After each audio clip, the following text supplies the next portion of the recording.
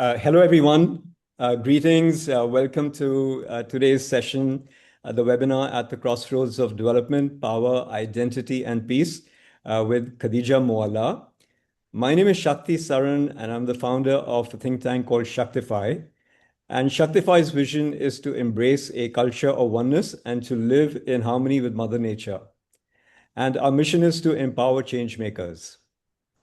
SHAKTIFY achieves its missions through several learning possibilities that include programs such as webinars, masterclasses, online workshops, and the like. I'm delighted to introduce you to Dr. Khadija Moalla, who hails from Tunisia. She is care, courage, and compassion personified all at once. She is a senior development, human rights, gender, and leadership consultant and a renowned global leader whose vision has shaped social policy and advocacy across 5 continents for over 30 years, including a decade plus in senior leadership roles at the United Nations. She is acknowledged internationally for advancing inclusive governance, SDG implementation, gender justice, health rights, prevention of violent extremism, and peace building. Khadija is active on the global speaker circuit. She is a certified global practitioner coach in Dr. Monica Sharma's Radical Transformation Leadership Tradition.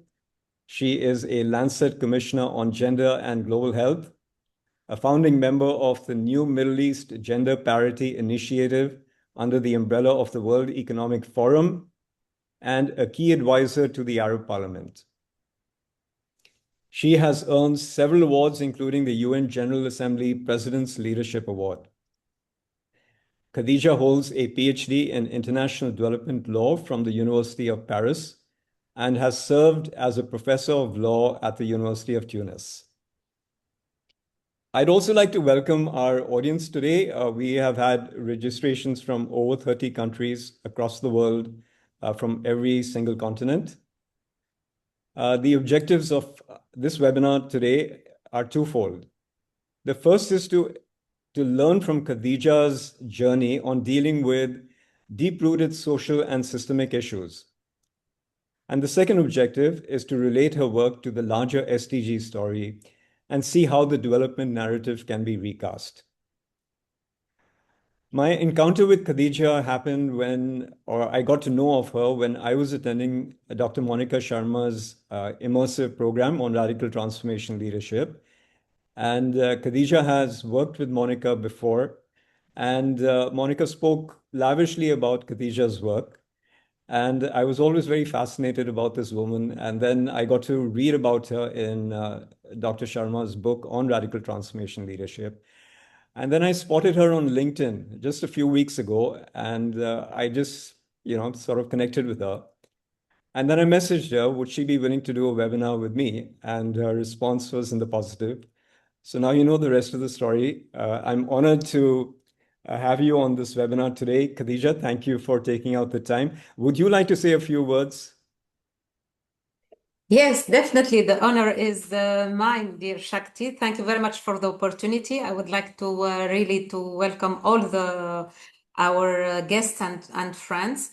It's an honor for me to be speaking to such large audience. I hope to share as much as I can. I wish I could acknowledge all the people. I have you all on my list, but I would like just to acknowledge 4 people.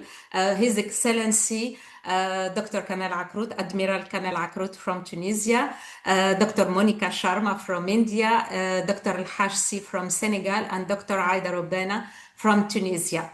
So thank you very much to all for being here. Over to you. Wonderful. Thank you. Thank you, Khadija. We're going to get started now, but just before we get started, there's 1 or 2 quick announcements. If you have a question to pose to Khadija, please post it directly in the Q&A box because neither Khadija nor I are going to be monitoring the chat. So please do feel free to pose a question to Khadija, but please pose it in the Q&A box.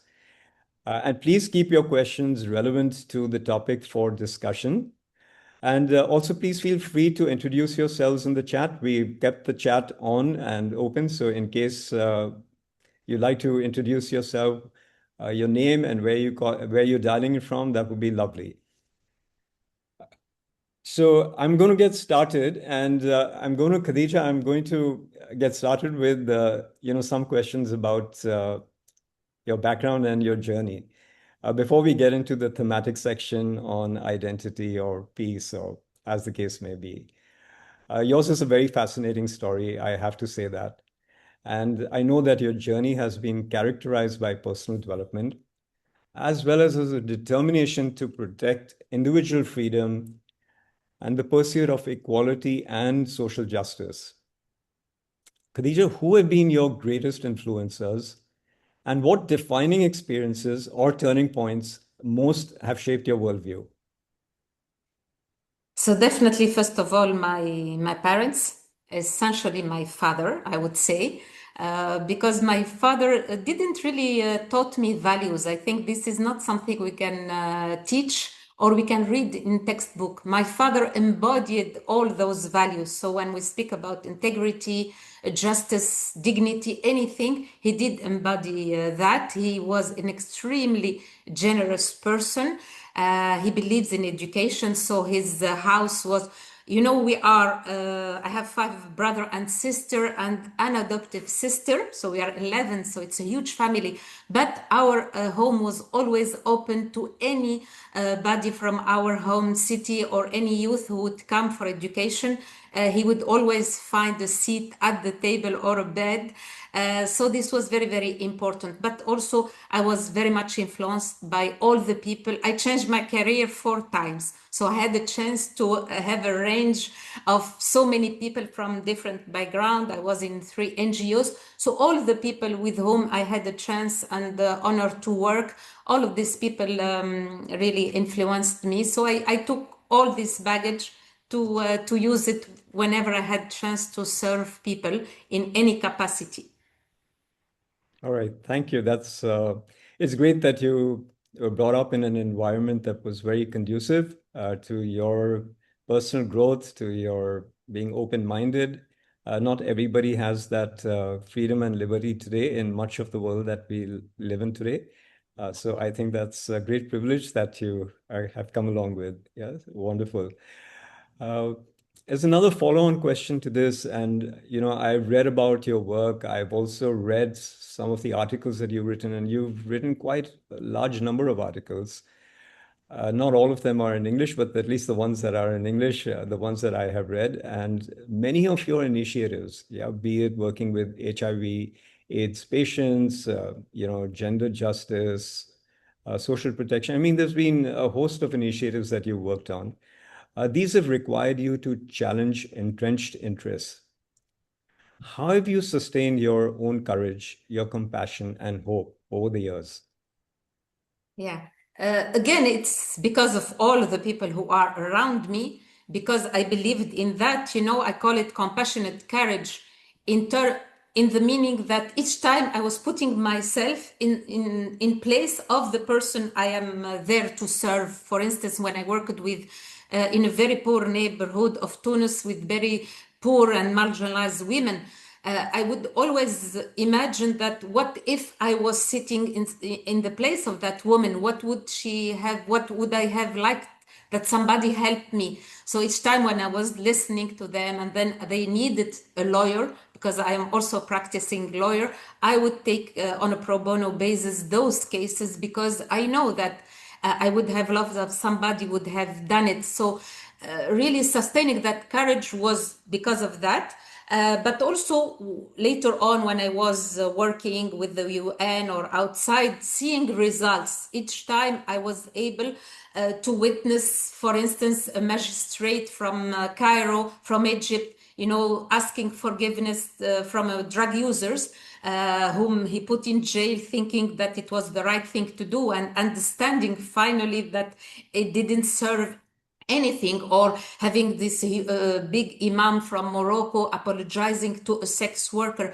I mean, seeing all those results for me, it was like the candles that are there really in the night of all the context we are living in, all those candles showing me the really the road ahead. Yeah. Thank you. Thank you. You know, you've also been a champion of women's rights and you stand for gender equality. Uh, to what extent have you faced discrimination as a woman in your formative years and also in your career? I had the huge chance to have been born in Tunisia, out of all the countries in the world, and definitely in the Arab region. Tunisia stands as the exception. We really had, from the beginning, after 3 months after the independence, the most beautiful family code, because we had a chance to have a Bourguiba in our life, the first president of Tunisia. So I cannot say that I witnessed any type of discrimination because we don't have that. The only thing missing was the right equality in inheritance. But Bourguiba was that genius that really unified the law, the judiciary system. So, and this is exactly why this is what I brought to the region. I brought them, I'm not coming from another planet. I will always tell the people from the region, at least, or from Africa or other, that we got those rights. So if we got them, we are a 90% Muslim country, we got all the rights. Why not having it in Somalia, Djibouti, or anywhere else? True. So you wish to share your good fortune with others in the region and in the world. Yeah. Yeah, All absolutely. right. All right. Lovely. Yeah. That is so inspiring and so encouraging to hear that. All right. Thank you. So we're going to get into our thematic section now, and there are four thematic sections that we've called out for today. The first one is on identity. The second one is on power, violent extremism, and peace. The third thematic section is on democracy and the role of citizens and the state. And the final one is on transforming the development landscape. Yeah, so I'm going to start with the first one, which is on identity. And in the Middle East and the North Africa region is where you have spent the bulk of your, at least your early and your middle career. How have identity and belonging fueled issues such as gender inequality, female genital mutilation, polygamy, or stigma around HIV? And how did you go about mitigating or resolving these issues? So, if we read the landscape of the region, most of our countries, all of them of the Arab region or even in Africa, we are a non-secular countries, meaning that we are not separating religion with the state on one hand. But on another hand, if we read that region from a spiral dynamic point of view, meaning that we are at different stages. We can be at individual family, but essentially most of our population at the tribal stages, which means what? That their loyalty goes to whether their ideology or the interpretation of the religion. I'm not speaking about religion, interpretation, I can explain it later. Some of them, of course, maybe 30% maximum, are at the state level, humanity or cosmos. So if we take that landscape, we know that the loyalty of the people are there. So the only way to be able to speak to that reality and make the transformation is to move from that reality. And this is why I worked a lot, my team and all the organization, with religious leaders, because they are the custodians of the interpretation of religious texts. And it was with Muslim and Christian. I'm not only talking about the Muslim faith. So those religious leaders are the ones who can, by transforming them and them transforming the message, the narrative and everything, this is how you can speak, because you cannot come as an expert or quasi-expert saying polygamy is not good or female genital mutilation. Doesn't work this way. You need to go to that, to speak to that loyalty, because the states, if we have dictators, the population, they are not loyal to dictators. and they are not even loyal to the international, let's say, international law, because even those conventions, they feel that they are against their own religion. So you have really to go there and to tackle the power, because it's about power relationship. I mean, let's face it, what is gender? Is the power relationship between men and women. People think it's just women. It's not women.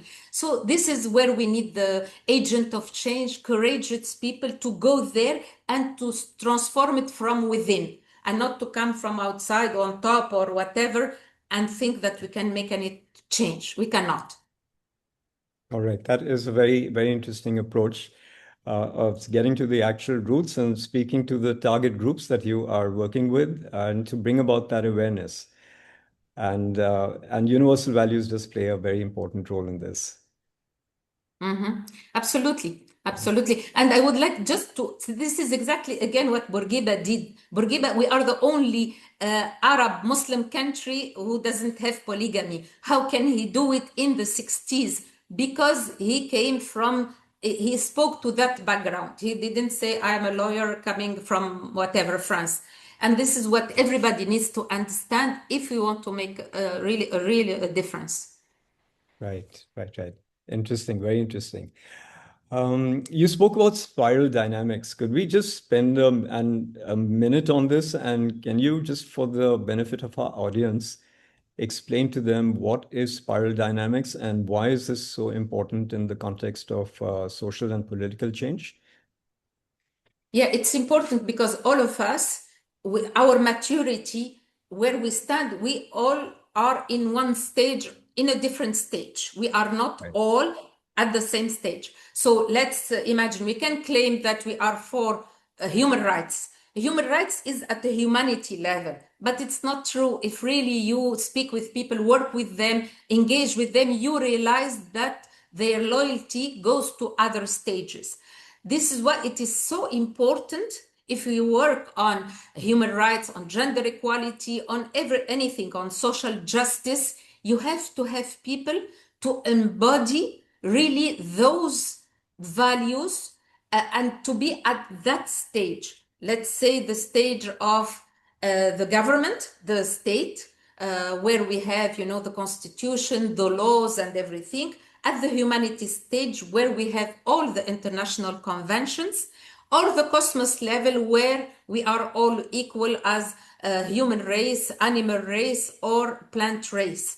So those stages, of course, it takes hours to explain the spiral dynamic. I'm not going to go there. We have to read a lot about it. But my experience in those countries that we've been able to start making a difference because we spoke to people where they are and we tried to move.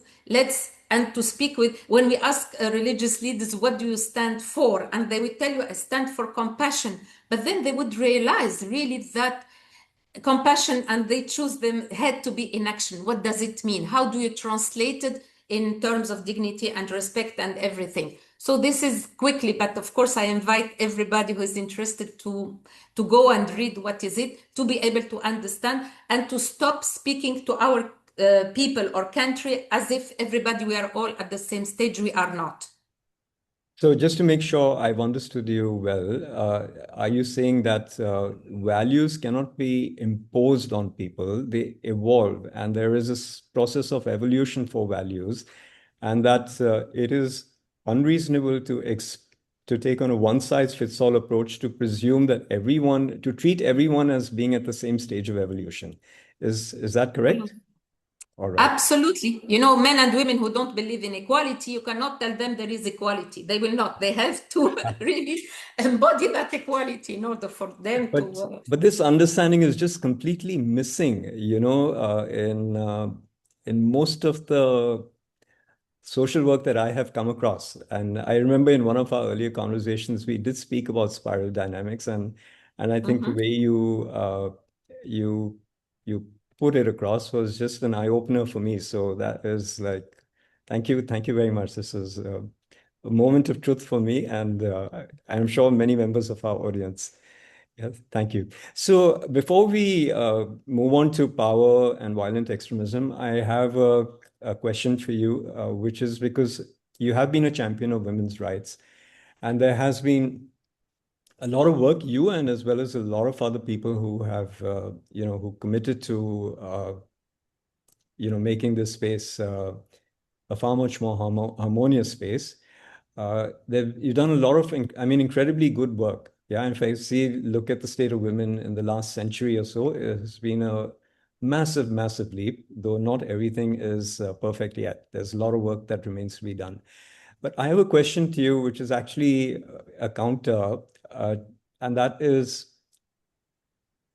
how do you feel about women who end up, in the name of overcoming gender equality, in the name of overcoming gender inequality, emulating the masculine superego that is so much at the center of the planetary destruction that we are witnessing today? Yeah. I think we should ask why. Why are they behaving this way? I think there is in economy a principle called the principle of scarcity.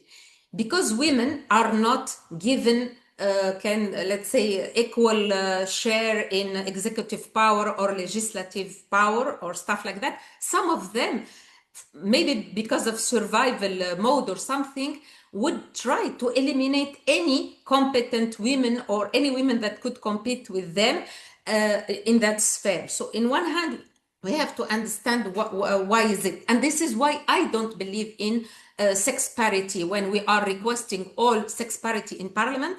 And I'm not talking about gender parity, because this is the huge confusion between sex parity and gender parity. I will leave the gender parity for now. So the sex parity in parliament absolutely have no meaning, because if you have 50% of women who are against women's rights, like the one belonging to the political Islam, then what is the point? And we witness this after the revolution in Tunisia, having these women willing to us losing all our rights in the name of how they understand religion. I'm not saying it's about the religion. So it's very, very important to understand that and to say, because not all women are for women's rights, not all men are against women's rights. These are fundamentals, but these are really fallacies that we have to debunk once and for all.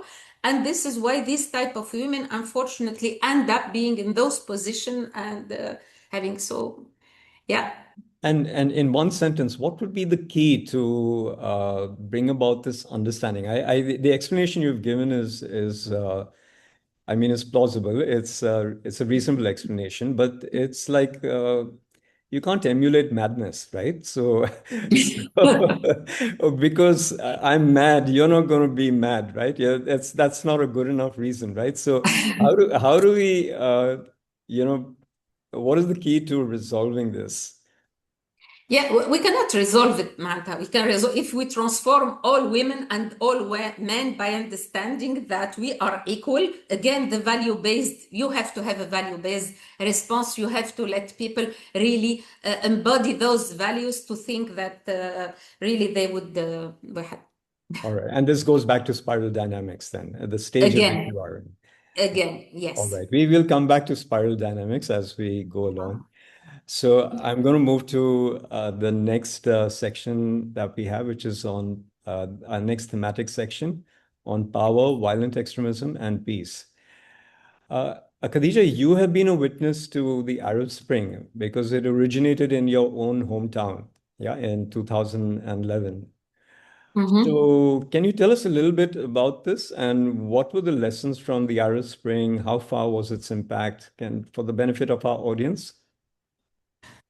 Yeah. It started in Tunisia as you remember your last workshop that you did about, you spoke about the straw that broke the camel's back. Yeah, So yeah, I think, correct. yeah, I think that Bouazizi, when he self-immolated, he did it because it was, it was really the straw, Yeah. but it was really a shared grievances in Tunisia and later on, of course, in Egypt, Libya, Yemen, and Bahrain and stuff when it started. So this is what all the grievances, the unemployment of youth unemployment, the corruption, the dictatorship, everything. And then when people saw, thanks to all the social media, all the video, then they saw that Ben Ali, the president, flee, suddenly the wall of fear, because we were all living in such a fear of those dictators in those countries, and most probably in the whole region. But I still would like to continue traveling in those countries. But anyways, I said it. So it is when they saw him that the narrative shifted. Then suddenly they said, okay, maybe there is a possibility for us to move and to have this uprising. I will not call it a revolution. It's just an uprising, and that explains why it did spread in the other countries.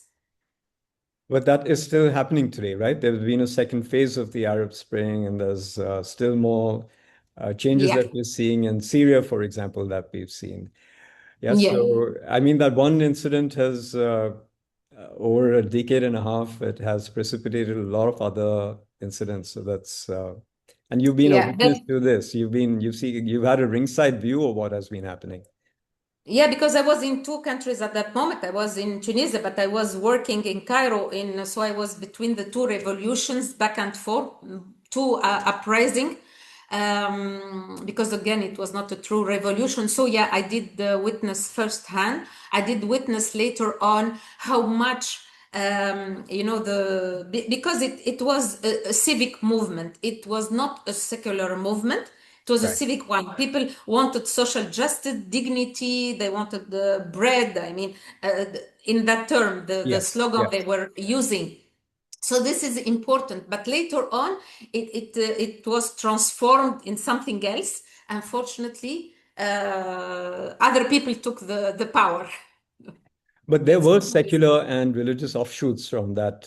In fact, the creation of the ISIS. So there's been. That leads me to a follow-on question for you. And you worked in places like Iraq and Somalia, in Yemen, in Palestine. What are the most overlooked drivers of violent extremism? Why is it that we are still seeing so much of violence in this region? Because of the extremism, because what Dr. Monica Sharma called the ism, one of the ism beyond the classicism and casteism and all there is religious extremism. Because again, these people, and after those uprising, some of them took the power because they were organized. In Egypt, Muslim Brotherhood, they were there since 1928, long time ago. In Tunisia, they infiltrated the society in the 70s. And this is why some of the left party or left movement are unable to see and understand. These people have been working a lot. They are able, they have at grassroots level, they have their network. They really have the capacity to mobilize the voters. And this is why people in Egypt and Tunisia voted for them, even though it was not. And because in Tunisia, they use this slogan. They used to say people thought that because they fear God, they thought that people who fear God, then they are good people. But then history proved that it's not enough. And basically, we shouldn't fear God, Mata. We should worship God or in another manner. But this is the issue that we got after those uprising. All right. Yeah. Thank you. Uh, in this region, I mean, which has been characterized by, so many upheavals, uh, looking ahead, what would a peace process or a peace architecture look like? Yeah, an architecture that would integrate human rights, identity, as well as inner transformation, such that peace is not just uh, treated as a political or a security arrangement. It goes much beyond that. What would this architecture look like, and what is it that we need to do to, create that kind of architecture? I learned from having had the chance to be in the peace process in Yemen, to work on that peace process. I understood very, very much that you should not only you have to heal all the humiliation, all what happened. It's not just peace building, as in just diplomatic talk on one hand. You have to have the people in the room. For instance, Yemen, we have North Yemen, South Yemen, and the Houthi. If you have them in the same room and doing leadership work with them, they are the one co-creating, co-designing together the peace process. because we have to have, the table, the official peace building table, and the terrain table. We have to marry those two tables together, making sure that it's an extremely inclusive process, and they will tell you what to do. Nobody can have the legitimacy to come and run this as if we are imposing whatever solution or whatever guidelines or anything. It's not. They will, because it's a history between them. It's not, I would always remember this. It was so challenging because there is blood between them. They killed each other. So having them in the same room, trust me, it's not an easy task. And still being able to have them have a serene conversation to build the future they want together, without hopefully splitting, but they might split in get back as South, as two countries, like they were in the South and in the North. But this is what the peace building, really, really healing, but also having really human rights as the most important spine. Usually we put it as an annex in whatever agreement, peace building agreement, and all of these. And there is this fight between all this official table and women. It's not about that. It's much more than that. It's really having the chance to work on all, especially the inner development and everything. You spoke about serene conversations, but isn't that more easier said than done? Definitely, definitely, yes. Because as I said, there are so many stories, I would remember always at the end of the day, we would sit together, as in we call it a process group, and I can tell you all the people crying because they are talking about real issue. And I had the same thing when I worked with Somali, the 60 parliamentarian from Somalia. I mean, all this blood, all this, because of this violence. You cannot face violence but just coming and speaking about it. It is there. You have to face it heads on. And identity, you have to face it. You don't leave it to, I don't know what, annexes. And this is what we have to do. It's not easy. And as a practitioner of, radical transformation leadership, as a coach, as a practitioner coach, is this a lot of emphasis that you give to on conversations? Conversations, but everything else. I mean, I'm not able to, I have Monica's book just close by here. I will not claim being able to summarize it in just an hour conversation, but there are so many tools. These are the tools. These are all the levers we have to use, and not come with, classical diplomatic way and this is why most of the peace building things are failing. Now, let's face it. Look at what is happening now. I'm not going to go even to Palestine, because then it's going to be a full day together. But yeah. All right, thank you. Those are some very enlightening nuggets that you shared with us. Yeah, thank you. I'm going to move on to our next topic, which is democracy and the role of citizens and state. My approach today is to look at democracy as the most evolved political system, though that is for the purposes of this webinar.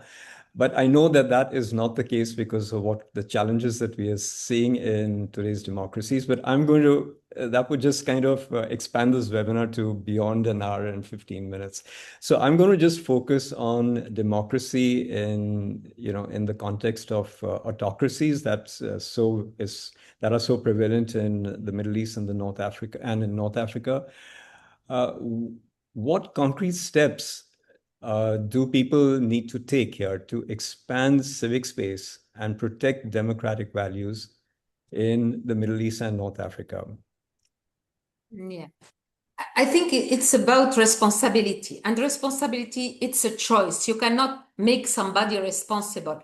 We have two options: whether to stay as a spectator and just see what is happening in a given country. By the way, I don't think we are the region where we have the most dictatorship or we have no democracy. I think the whole world, with what is happening in the United States and elsewhere now, and in Europe, I think we are all in the same boat, and the sooner we will understand that, the better, all together. But there are still some beacon of hopes here and there. So to get back to the citizenship, this is what an active citizen means, is to feel that we have a responsibility to really expand that civic space. Because what is it when you have dictators? They will shrink that space and wouldn't let anybody. We don't have freedom of speech. So we have to keep it, to keep going, to speak, to continue. I mean, I'm not a journalist. You mentioned the articles. I'm not a journalist, but I still publish 300 articles in the 3 languages. Why would I do that? To expand that civic space. Plus, of course, I have a 1 year TV show on public national television. I have 3 years of radio, weekly radio shows.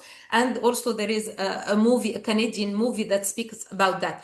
Meaning that we all, wherever we are, even if it's not our job or whatever, to feel that we are responsible, because we have only one country. I mean, I don't have واحد. My loyalty goes to my country, to the region, to humanity. So if we are at the humanity level, if we believe that all humans, we are equal and we deserve to have all the rights, then we have to do it. So this is how I would say. So I just want to clarify that I stand corrected that when I spoke about the MENA region, Middle East and North Africa, it was not to suggest that other countries that have the label of democracy are democratic. In fact, I would just say that democracy is in peril. True democracy is in peril today all over the world. Yeah, and it's not just in the Middle East and North Africa. So I'd like to just correct myself in case that was the impression. But you spoke about responsibility. Now, responsibility is how would you describe it? It's a state. To be responsible is a state of being. It's a state. It's an attitude, right? It's not a skill. No, it's not a It's skill. not a skill. It's not a skill. How And does this is why. how does one bring about that? How does one become responsible? Can I actually make others feel responsible? It doesn't it just start with me? Isn't responsibility something which comes from within me, and through setting an example, others become responsible, correct? Correct. But you have also to, you can raise your children to be responsible. But by being responsible, by embodying that responsibility, when people would see that you are taking risk, you are doing it anyways. I mean, for me, the people who died for my country or for anything are examples for me. They didn't ask anything. They felt responsible and they were ready to die. I hope nobody dies. We want to live. It's not that it's a choice, but if we have to, then we will do it. So this is why it's so difficult. You cannot make somebody responsible if he or she, in Egypt, they have this nice saying by saying the party of the sofa. I mean, people who don't feel responsible, they are sitting in the sofa watching TV. So you cannot make them something else. But people who are, of course, you can empower people. And this is why the leadership is about transformational leadership, is to really, we start by asking people, what do you stand for? And they have to revise, to revisit all their values. I understand that it's not slogan like religious saying we are compassionate because God is mercy. It's more in action. What does it mean? Yeah. True. So I have another question for you. Now, whether it's a democracy or whether it's an autocracy, regardless of the political system, how do we create safe spaces today? How can we have honest conversations and just create safe spaces? It seems to me one of the biggest missing links in the world today. We just don't have safe spaces. So how do we create safe spaces? This one is a safe space, the one you are creating. So great that SHAKTIFY created this safe space. So thanks, Shakti, for creating it. I mean, we have to fight for those safe spaces. We should not wait for anybody to provide us. Some countries or some people, or we will have it. Maybe in some universities, we have those safe spaces, some NGOs, we have to really, really strive to keep on. And this is why I'm writing when I publish, is to really expand those safe spaces. even though more and more there are some red flags that we have to be aware of when we publish. It's not that because I fear being in jail, but what is the point? I mean, we have so many people in the region in jail, we will not be able to do. But we have to navigate this difficulty because all the government wants to say that they are democratic, some are not. So it's not easy, but we have to do it. Otherwise, I mean, But what would creating a be the safe space, alternative? yeah, but Mhm. creating a safe space requires some degree of enlightenment. So is Yes. it that we need evangelists to help us, few people, maybe a smaller number who can see things from different perspectives and then try and, help in creating safe spaces? Yeah, this is why I spoke about agent of change. We need Yeah. courageous agent of space, agent of change who are willing to take the risk to Hmm. do that. These are the people, but we need also to build trust with the people. We need to build alliances. We need so many other things to make sure that really we transform our reality. Otherwise, we will not be able to do so. All right. Thank you. Thank you. I'm going to move on to our last thematic section, and then we will open it up for audience questions. And our last thematic section is on transforming the development landscape. So the work that you've done has been very much related to the Sustainable Development Goals program of the United Nations. You always kept an eye on that work, on that framework in whatever work you've done. What, according to you, have been some of the biggest systemic obstacles that keep the SDGs from being transformative? Uh, I think the problem, we have so many, so many problems. First of all, the SDGs, like human rights, they are indivisible, interrelated, interdependent. The issue is that when we implement it, when we say we, meaning the government, the civil society, the United Nations agencies, everybody. So these people, when they implement those SDGs, they do it in silos. So ministries do it in silos.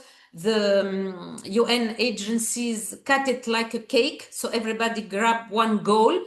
So I have goal poverty one. You take the two. I take. And the funny part, nobody took SDG 10. I still don't. I am very intrigued.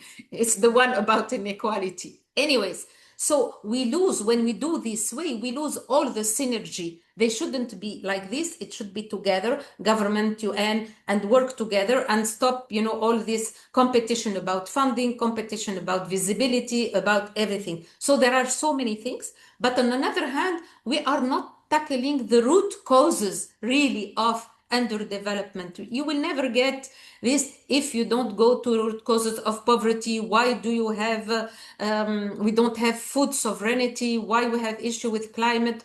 We have gender inequality and so on and so forth. But for that, you have to have the courage to tackle the power relationship.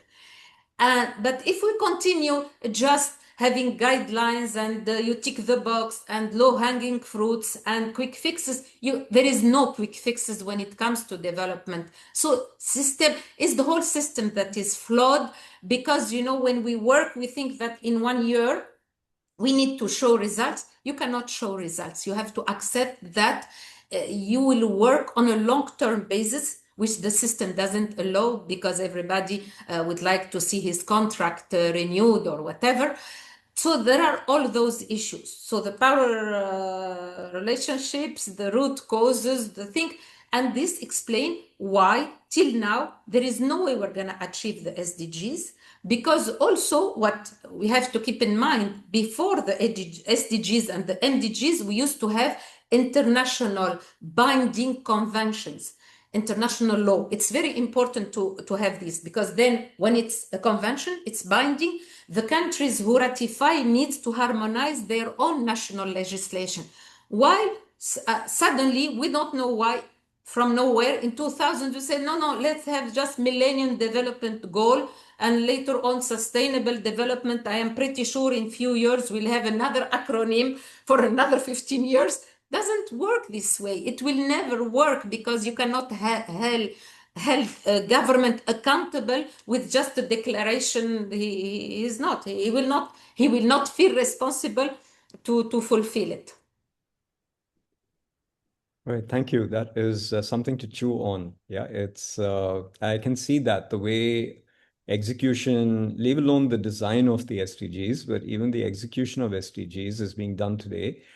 There is it's being done in silos, and then of course the point that you speak about, the about the courage, about it just it goes back all the way, to the lack of universal values.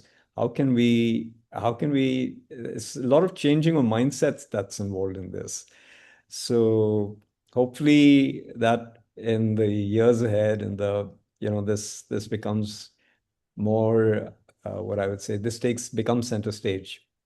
Yeah, so I'm going to ask you another question. And, we've been the world has been beset by war. Yeah, whether you look at the Ukraine-Russia conflict, or you look at, Israel-Palestine, and then you look at all the conflicts, some of the smaller conflicts that are happening, maybe in Sudan and other parts of the world, right? We still have we're a conflict-ridden world. What is the relevance? Can we ever achieve sustainable development goals in the absence of a global peace framework? Is SDG 16 enough, or do we need a wrapper framework around the SDGs, which will help promote peace and understanding amongst all communities, amongst all nations? What are your views on this? Because the latter half of your career, you spent a lot on peace building. So can you enlighten us? Can you tell us how do the SDGs relate to peace building? And what is it that we need to do? I mean, the SDGs themselves recognize that there is no development without peace and no peace without development. We agree on that. Definitely we cannot. But here we have to we are not alone working and living in separate island. It's the whole world. And we have to be aware that there are forces, global powers, that definitely it is in their interest to keep all the conflict you are mentioning and the wars and everything else. I mean, to whom would they sell their weapons if we don't have all the wars and conflict and everything? So this is why they go hand in hand, really. It's not like a prerequisite. We have to have peace before development or something like that. We have to work in parallel.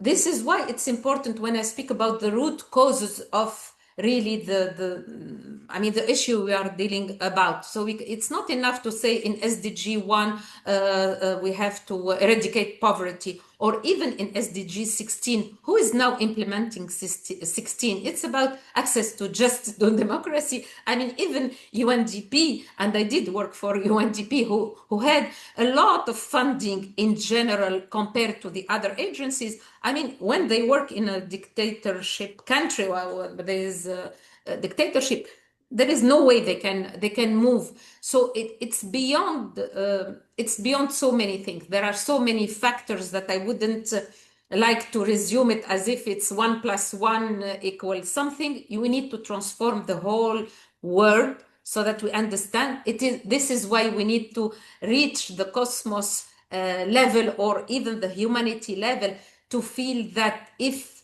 anything is happening to anybody anywhere in the world, we are responsible not to let it be and to stop it. And it's not because now kids are killed in Palestine that we say, okay, it's just Palestine far away. I've been to Palestine. I know the kids. I've been to Gaza. I've been to the country. So for me, it's not statistic in Iraq. It's not statistic in Syria. Everywhere. It's the day we see those people as if they are our own kids, that we understand the huge responsibility. And this is, at the end of the day, the legacy that we should ask ourselves. Which legacy do we want to leave? Is it just a legacy of somebody sitting in a sofa, or responsible and do our utmost really to be able to bring about peace?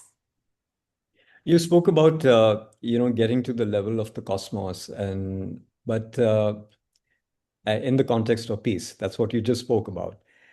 But can we ever have true peace without inner peace? No, no, we have to have inner peace to have peace. It's linked. Everything is linked. This is why it's important that we start. Somebody starts with himself, self-awareness, all the emotional intelligence, everything else, all the value-based to be able to have peace. But and this is why when I spoke about the example with Yemen, we had to go that extra mile to heal everything else. It's not about just it is complicated. It's linked, but it's lacking in the SDGs and it's lacking almost anywhere. And this is why all those capacity building training that are done all over the world in 5 stars hotel is just insanity, man. I mean, what do you mean? We have to stop all the insanity. I think it's about time. Yes. It's an irony, isn't it, that the SDGs that were launched in 2015 doesn't speak anything about inner peace. Yeah, Yeah. it's just completely it's a like big hole in the Absolutely. And SDGs. they don't speak about They don't speak animals' about rights either. So I was it. yesterday having this conversation with my daughter. Her Yeah. PhD, she's writing it on animals' rights. So Oh, all right. they Uh, don't We, exist in the SDGs. we So have maybe an next one. audience question that has come on that, and somebody who asked that question in advance, but we'll come to that in a few minutes. So Okay. quickly, in a minute or two, can you tell me what do you see as the future of the United Nations and the development sector? If you could change one thing, okay, only one thing, yeah, what would the most important thing to you, what would that be? Hmm. I want to change so many things. But one, I'm asking you to choose one, only one. One. Uh, yeah, one. is is to start hiring people based on the history of their activism in their own country, based on their commitment to be really agent of change, based on their commitment not to respect the status quo, not to be afraid to be PNG'd, really to be fearless, to enter with their resignation in their pocket, so that once they don't agree on something, to never compromise and to never accept all the things. This is what we need to change, really agent of change. We don't need experts. I mean, we are all expert in whatever field. This is not, we want courageous people able to be willing to work for development and peace, as simple as that. It's a commitment, not even, and to stop ticking any type of box. I'm sure if there was somebody in power who was listening to what you just said and who agreed with you, he would give you the offer of becoming the chief recruiting officer. Okay. Yeah. All Yeah, I right. doubt it very, very much. But anyways, that they would offer and that I would accept. Well, But that's you okay. have all the tick marks, so all the Okay. qualification boxes. Yeah, I'm going to pose one closing question to you, and then we're going to open it up to the audience. Khadija, what message would you like to leave for younger activists and professionals who feel so overwhelmed and also, distressed by what's going on the globe today, but they still want to contribute, to shaping a more just and a peaceful world? What would be that one message that you would want to leave behind? I wouldn't claim having really I had to give one message, but what I would say is that now I'm following very much this Generation Z. I'm following them in the States, in Tunisia, in Egypt, in many, many, many places. And I think somehow this youth people, this Generation Z, is really thinking about suggesting having initiatives that are worth following. So my advice would be to check what is it in there, and also, of course, to learn as many things as we can to be able to make a real difference. Okay, wonderful. Thank you.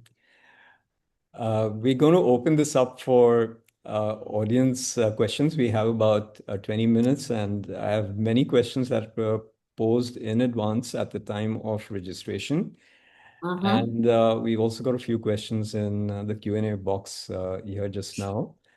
Mm-hmm. So I'm going to begin by asking you a question, and this is from Shrikant from India. And his question to you is, how can development and peace building initiatives be designed in a way that respects local identities and cultural contexts while still aligning with the universal goals of the SDGs? Okay, first of all, we need to ask ourselves when we speak about this cultural context, and we have to be very, very much aware of, because many experts or people, when they work, especially when they come from another country, they are afraid to enter this culture type of space and all of this, the tribal stage things. And yeah, they are afraid. So we need really to understand what is it, because not everything in our culture, in my culture, is good. We have traditional harmful practices, we have discriminatory laws, we have everything. So if we make sure that the space we are talking about, we work on it first of all, and then it will go hand in hand with development and everything else. So this is why we shouldn't, sometimes we are having as ideal the context, because no, in our context, as Dr. Monica Sharma is, we have a lot of ism. We have racism, we have casteism, classism, sexism, you just name it. So let's work on that space, and Right. then we can move to development, as in freedom, of course, not development as in paperwork. All right. Okay, thank you.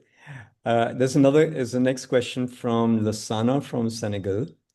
And she is the youth representative for Women's International League for Peace and Freedom in Africa.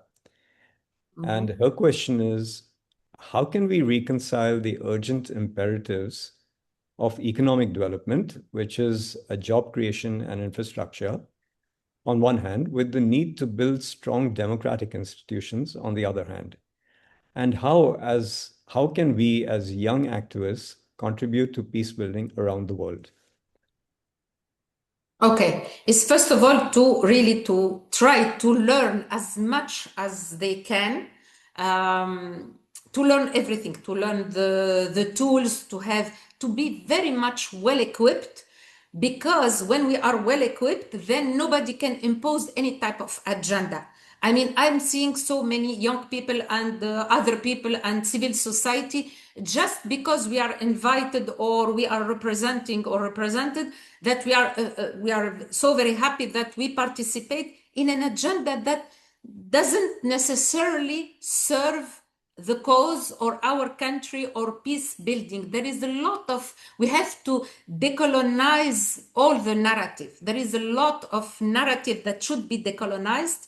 And like, for instance, we speak about food security. No, it's food sovereignty that we want and that we need. So the young people, and this is why I like this Generation Z that is moving, is just to question everything, to inquire, to not to accept any type of agenda, and to be able to lead on that and not wait for other people to just impose anything else, to work, never compromise on our value based response. Thank you. Thank you, Khadija. This is a question from Kiran Shaiva, and it's a personal question. She says, what does peace mean to you? It is generally used in the context of either war or meditation. So what does it mean to you? What does peace mean to you?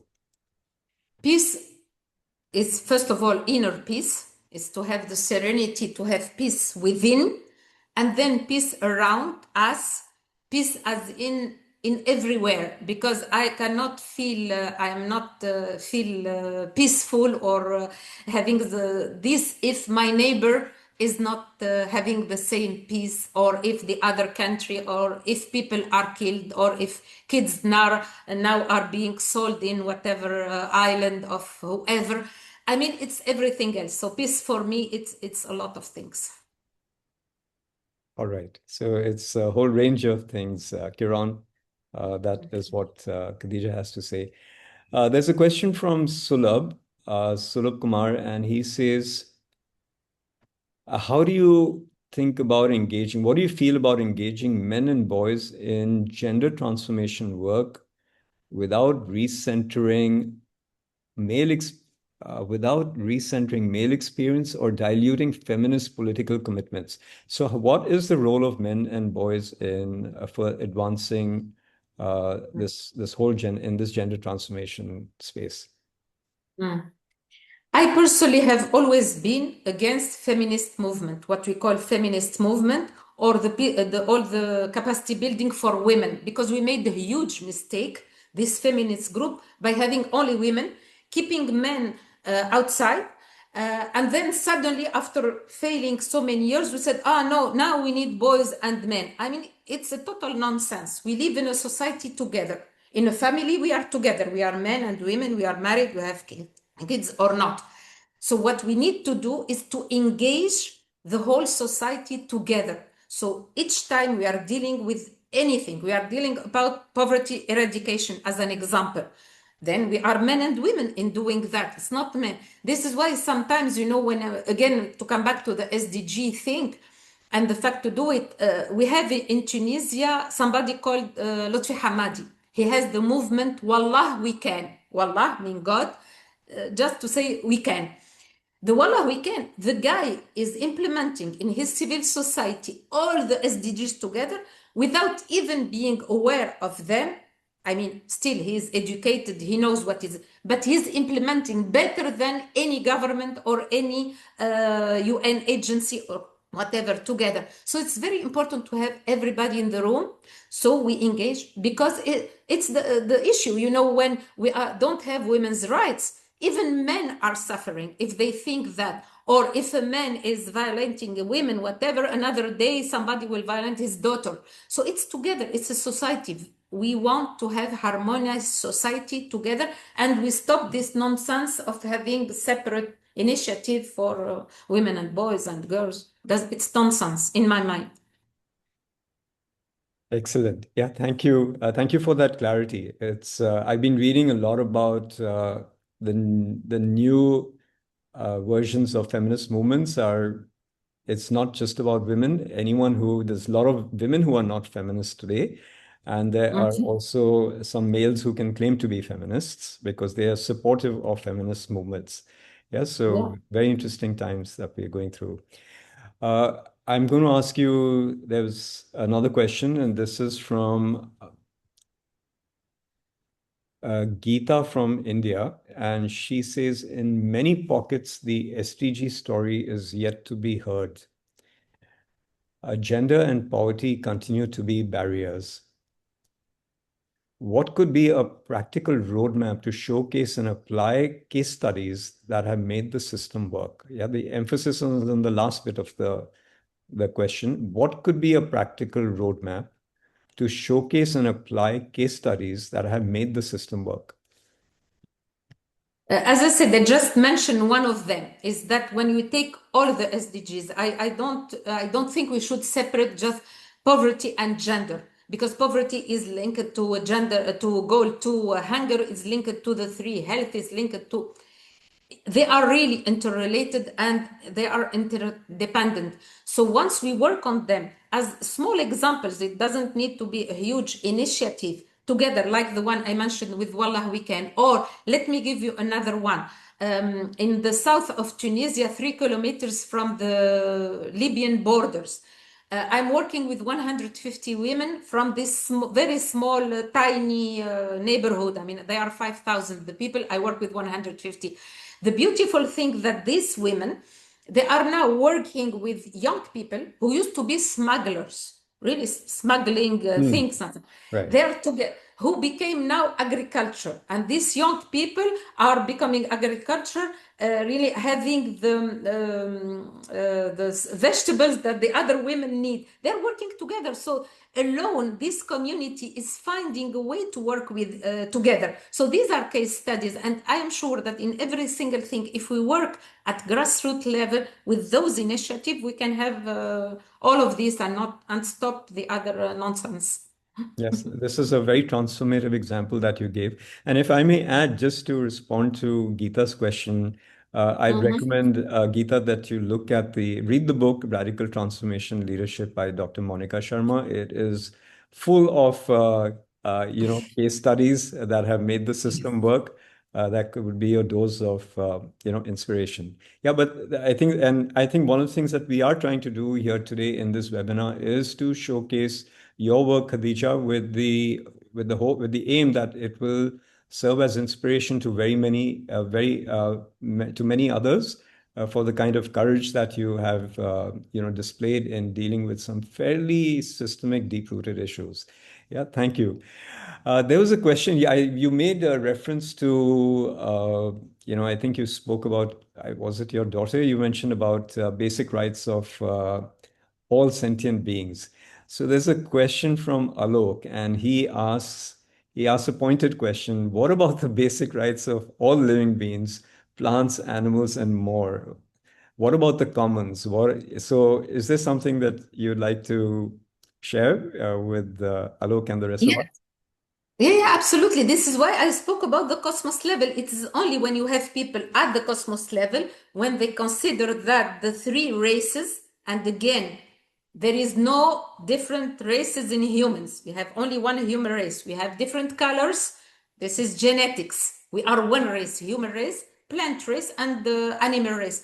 Once we reach that point to consider that we are all equal, that we have to protect them, not only for our sake, no, it's because the value in themselves, Manta. How can we really not protect the ecosystem, the biodiversity, and everything? And this is what the SDGs are missing.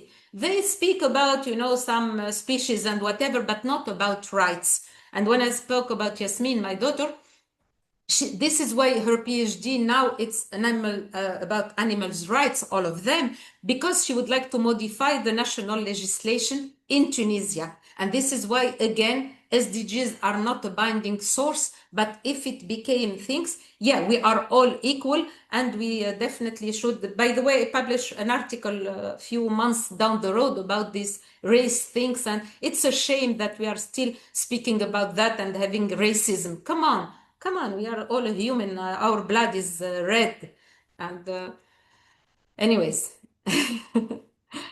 Kritika asks you a personal question, and she asks you, Khadija, how do you feel a sense of urgency? That's her first question. And a second related question is, how do you manage your feelings or emotions when working around intense and deep experiences?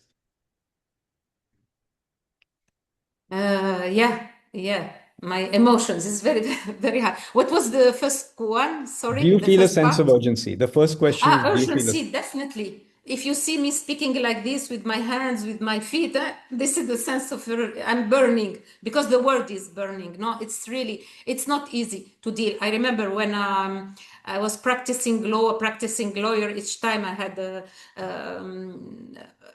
mother coming because her son is something. And when I was in Iraq, it was very emotional because, when you listen to Yazidi women who have been sold 20 times. I reached a point, I was asking myself, what is worse, being raped or being sold? I mean, sometimes we reach a point of insanity. The kids who are now being eaten or whatever, I don't even in Epstein, whatever bloody thing. I mean, this is horrible. It's not easy. We have to manage. So when I was listening to those women in Iraq, I knew that they wanted to take strength for me, while at the same moment, I wanted just to cry, to tell them, stop, don't tell me any more stories because it's enough. Thanks God, and sometimes I deal with it by writing. This is why I write articles. I'm not a journalist, but sometimes to exorcise, I don't know if it exists in English, s'exorciser, I know it in French, but to be able to deal with this. But if we are not passionate about what we are doing, then there is no point if we are just there ticking the box. So it's not easy. But yeah. Right. Thank you. Thank you. Uh, there's questions. There are two related questions on metrics. All right. There's one which is from Mark Hobner and the other from Vivek Chaudhary, but they are both on the same topic. So I am just reading these out. Mark asks a question: how do you measure your success and impact with I want to make sure I've understood his question. The question is, how do you measure your success and impact with television, with articles, TV articles, and the rest of your work? And the other one from Vivek is, and he's commending you for your visible energy and courage. But his question is also on metrics and measurements related to SDGs. Sometimes the local or regional governments are not comfortable with lower development rates, leading to suppression or even manipulation of numbers. Question: in such a situation, how do we get a view of true numbers, or how do we compute the true metrics, even though they might not be flattering to the local administration or to regional governments? Yes, so this is Vivek's question is on how can we get hold of true metrics? What is the relevance of true metrics? And Mark's question is on how do you measure your success? Yeah.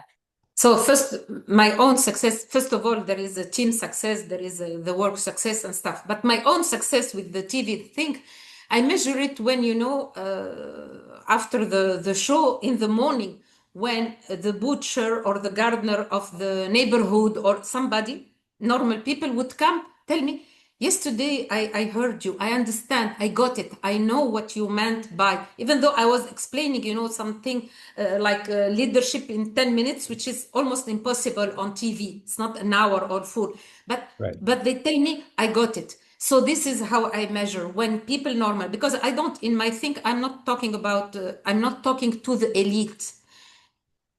Okay, the elite might read some articles, whatever. This is why I choose the TV and the radio. And this is how I measure really when people got it and they are ready to move to do something. This is now to come back to all these metrics and this how we measure and the whole thing.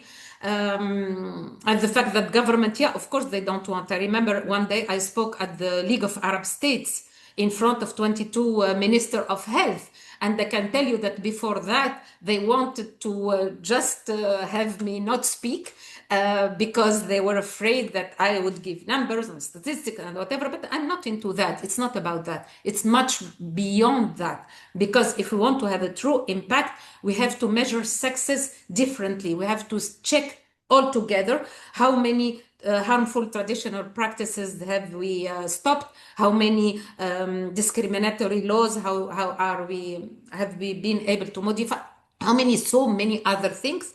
And as I said, it's very difficult to reach the impact because the system is done in a way, like in the conscious, like in the cooperation framework, all those UN frame, are checking just outcomes, output, they never go to the impact because usually it takes time, so they do it.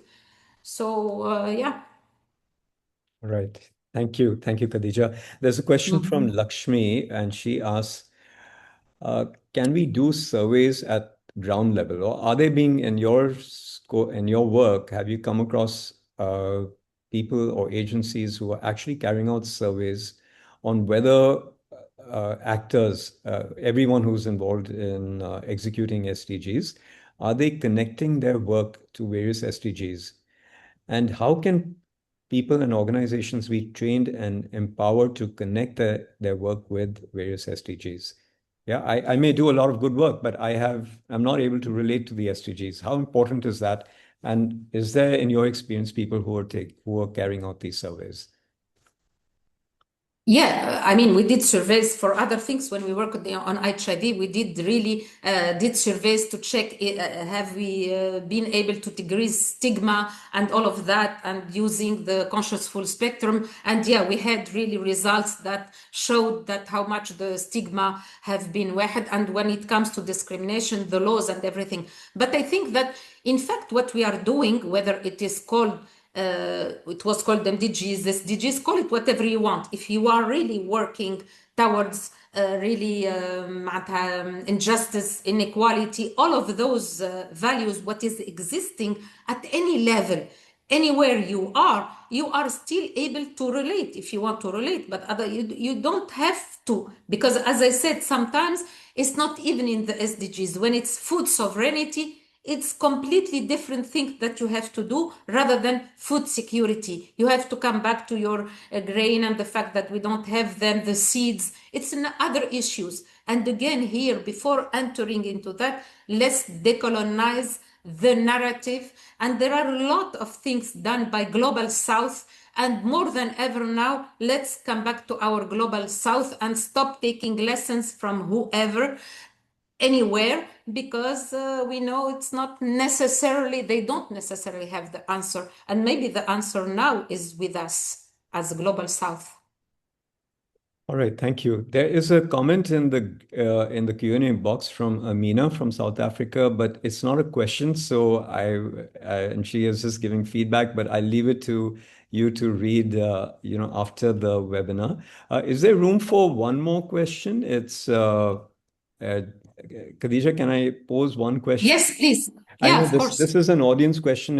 It came earlier on, and we also discussed it, but I am just slightly modifying it. It's a question: if there was one peace movement in Africa that would stand out in achieving SDG 16, which one would that be? A peace movement. Yeah. Any movement in Uh, Africa which would stand out in achieving goal 16 of SDG, is that something that you could throw light on? No, frankly speaking, I wouldn't just on the top of my head just remember it. I don't want to miss something important. The ones that I'm much more familiar with, as I said, are from the region. Yeah. All right. Yeah. Okay. I think we are pretty much done. There is, yeah, we pretty much, yeah, there's one last question, I think, from Kritika. Can you give Mhm. an example of when language could be used as a tool for bridging gaps between people, communicating values, and bringing people together? Language would also mean conversations, right? So I'll repeat the question Mhm. again. Can you give an example of when language could be used as a tool for bridging gaps between people, communicating values, and bringing people together? Yeah, I think I'm not quite sure to understand the question. However, if I understand, I know we know all that language really shape the way we think.